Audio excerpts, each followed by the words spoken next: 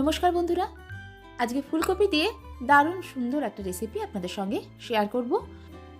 ফুলকপির এই রেসিপিটা রুটি, লুচি, পরোটা, ভাত, এমনকি পোলাওয়ের সঙ্গেও খেতে ভীষণ ভালো লাগবে। এটা আমি ভীষণ সিম্পলভাবে একদম ঘরোয়া মশলা দিয়ে বানাবো। আশা করছি রেসিপিটা আপনাদের ভালো লাগবে।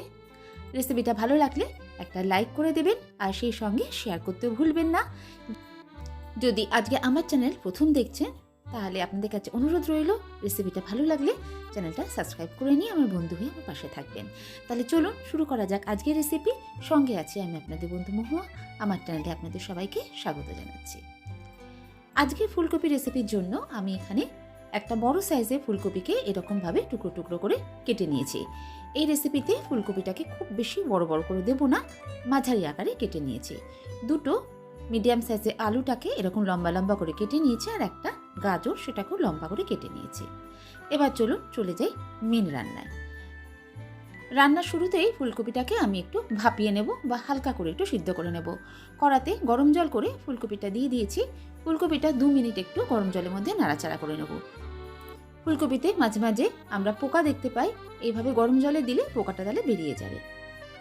এবার জল ছেঁকে ফুলকপিগুলো উঠিয়ে নিয়ে একটা শুকনো কাপড়ের উপর রেখে জল ঝরিয়ে নেব।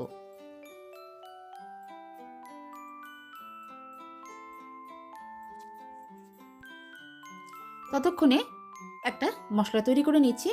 এখানে একটা ছোট গ্রাইন্ডারের জারের মধ্যে আমি একটা মিডিয়াম সাইজের পেঁয়াজ নিয়ে নিয়েছি। 3টে কাঁচা লঙ্কা দিয়ে দিচ্ছি ঝালের জন্য, আর সঙ্গে দিচ্ছি আদা, কয়েক কোয়া রসুন দিয়ে দিচ্ছি, আর একটা টমেটো। এই সবগুলো এবার একসঙ্গে পেস্ট তৈরি করে নেব। গ্যাসে কড়াই বসিয়ে দিয়ে এর মধ্যে দিয়ে দিলাম সর্ষের তেল। ওই তেলের মধ্যে দিয়ে দিচ্ছি আমি অল্প একটু হলুদ আর অল্প একটু নুন। তেলটাকে এবার ভালো করে গরম করে নিয়ে প্রথমে ফুলকপিগুলো ভেজে নেব।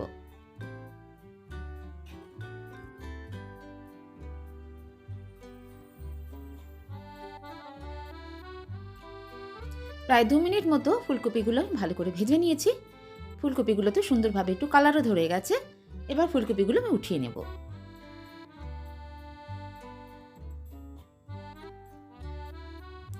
ওই কড়ার মধ্যে আবার একটু তেল দিয়ে দিচ্ছি। এবার যে আলু আর গাজরটা রেখেছিলাম সেগুলোকেও ভেজে নেব। আলু আর গাজর আমি একসঙ্গেই ভেজে নিচ্ছি। ভাজার সময় অল্প করে একটু নুন আর হলুদ দিয়ে ভাজছি। ভাজার সময় একটা ঢাকা দিয়ে ভাজবো, যাতে আলু আর গাজরটা ভালো করে ভাজাও হয় আর খানিকটা নরমও হয়ে যায়। ঢাকা দিয়ে বেশ ভালো করে আলু আর গাজরটা ভাজা হয়ে গেছে। এবার এগুলোকে উঠিয়ে নিচ্ছি।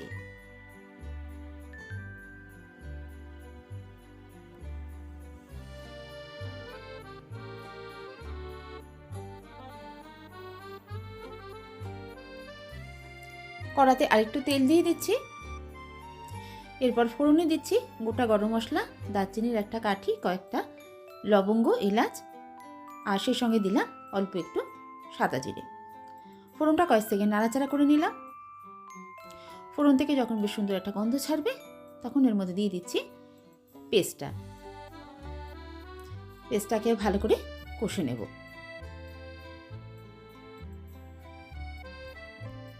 প্রায় 2-3 মিনিট মতো পেস্টটা কষে নেওয়ার পর এবার এর মধ্যে দিয়ে দিচ্ছি শুকনো মশলা, হলুদ গুঁড়ো, জিরে গুঁড়ো, ধনে গুঁড়ো আর কাশ্মীরি লঙ্কার গুঁড়ো। ঝালের জন্য আমি গুঁড়ো লঙ্কা ইউজ করলাম না, কারণ আমি লঙ্কাটা বেটেই দিয়েছি। এই মশলাগুলোকেও এবার বেশ ভালো করে সময় নিয়ে কষে নেব।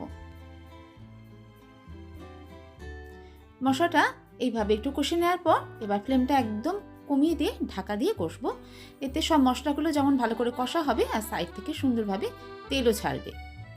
মশলাটা প্রায় 2 মিনিট আমি ঢাকা দিয়ে কষে নিয়েছি। সমস্ত মশলা ভালো করে কষা হয়ে গেছে। আর একটু আমি নাড়াচাড়া করে নিলাম। এবার এর মধ্যে দিয়ে দেব 3 চামচ ফ্যাটানো টক দই। টক দইটা দেওয়ার সময় ফ্লেমটাকে একদম লোতে রেখেছি, যাতে টক দইটা কোনো রকমভাবে ফেটে না যায়। লোতে রেখে টক দইটাকে ভালো করে মশলার সঙ্গে মিশিয়ে নেব।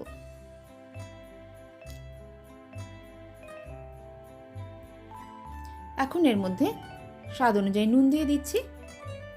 এবার ফ্লেমটাকে মিডিয়ামে রেখে দইটা কষে নেব। এই সময় এর মধ্যে দিয়ে দিচ্ছি 1 চামচ কাসুরি মেথি। কাসুরি মেথিটা আমি হাতে একটু ডলে দিয়েছি, এতে খুব সুন্দর একটা গন্ধ হবে।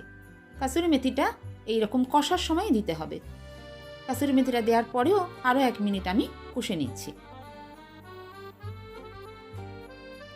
সমস্ত মশলা বেশ ভালো করে কষা হয়ে গেছে। এবার এর মধ্যে ভাজা সবজিগুলো দিয়ে দিলাম। সবজিটা দিয়ে এবার মশলার সঙ্গে কিছুক্ষণ কষে নেব। আজকে ফুলকপির রেসিপিটা আমি একদম অন্যরকমভাবে করছি। আশা করছি আপনাদের ভালো লাগবে। রেসিপিটা যদি একটুও ভালো লাগে তাহলে প্লিজ একটা লাইক দিয়ে দেখবেন। আমি আজকে গাজর, আলু আর ফুলকপি দিয়ে করছি। আপনারা চাইলে এখানে বিনসও দিতে পারেন আর কড়াইশুঁটিও দিতে পারেন। শীতের এই রকম সবজিগুলো দিয়ে এই রান্নাটা করলে খেতে বেশ ভালো লাগে। প্রায় 2-3 মিনিট আমি মশলার সঙ্গে সব সবজিগুলোকে সুন্দর করে কষে নিলাম। এবার ঢাকা দিয়ে রান্না করব। এই জন্য অল্প করে একটু জল দিয়ে দিলাম আর 2টো চেরা কাঁচা লঙ্কা দিয়ে দিলাম। ভালো করে একবার মিশিয়ে দিয়ে ফ্লেমটা একদম কমিয়ে দিয়ে ঢাকা দিয়ে দিলাম। 5 মিনিট ঢাকা দিয়ে রান্না করে নিলাম। সবজিগুলো এখন সবই ঠিকমতো সিদ্ধ হয়ে গেছে। একবার ভালো করে নেড়ে দেখে নিচ্ছি। এবার এর মধ্যে দিয়ে দেবো একটু চিনি। হালকা একটু চিনি দিলে খেতে বেশ ভালো লাগবে। আপনারা যদি চিনিটা একদমই না পছন্দ করেন তাহলে চিনিটা স্কিপ করতে পারেন। 1/2 চামচ গরম মশলার গুঁড়ো দিয়ে দিলাম। এবার ফ্লেমটাকে লোতে রেখে আরও 2 মিনিট রান্না হতে দেব, যাতে গরম মশলার গুঁড়োর গন্ধটা রান্নার মধ্যে ভালো করে ছড়িয়ে যায়। আর একদম শেষে অল্প করে একটু ধনেপাতা দিয়ে দিলাম। ধনেপাতাটা দিয়ে হালকা করে একটু মিশিয়ে নিয়ে গ্যাসের ফ্লেমটা অফ করে দেব। তারপর ঢাকা দিয়ে 5 মিনিট এইভাবে স্ট্যান্ডিং টাইমে রেখে দেব। তারপর সার্ভ করব আজকে ফুলকপি, আলু আর গাজর দিয়ে একটা দারুণ সুন্দর টেস্টি রেসিপি। রান্নাটা আমি আপনাদের দেখাচ্ছি কীরকম দেখতে হয়েছে। দেখুন, দেখতে যতটা সুন্দর হয়েছে খেতে ঠিক ততটাই ভালো হয়েছে। এই তরকারিটা ভাত দিয়ে যেমন খেতে ভালো লাগবে, তেমনি রুটি, পরোটা বা লুচি দিয়েও খেতে কিন্তু খুব সুন্দর লাগবে। তাই দুপুরে লাঞ্চের জন্য হোক বা রাতের ডিনারের জন্য এইভাবে বানিয়ে নিতে পারেন। আজকের রেসিপিটা আপনাদের কেমন লাগলো অবশ্যই জানাবেন। আর এই শীতে আমার মতো করে একবার এইভাবে বানিয়ে দেখবেন। আশা করছি আপনাদেরও ভীষণ ভালো লাগবে। ফুলকপির এরকম ইজি রেসিপি যদি আপনাদের ভালো লাগে তাহলে অবশ্যই আমার চ্যানেলের সঙ্গে থাকবেন।